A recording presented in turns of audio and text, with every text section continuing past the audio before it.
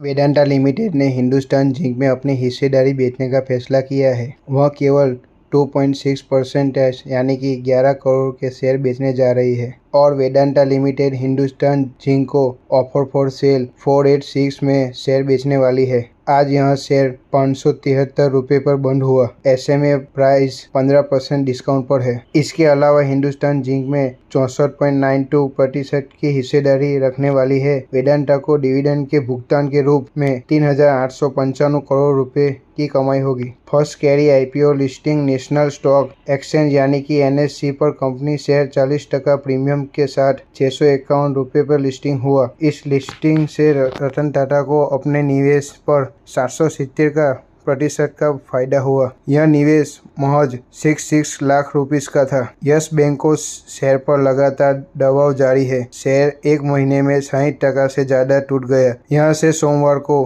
2394 में बंद हुआ था और 2384 रुपये में शेयर नीचे खुला था। बताया जाता है कि शेयर जब तक 26 के ऊपर नहीं टिकेगा तब तक तेजी की उम्मीद नहीं है। पेज पसंद आया है तो लाइक शेयर सब्सक्राइब करो।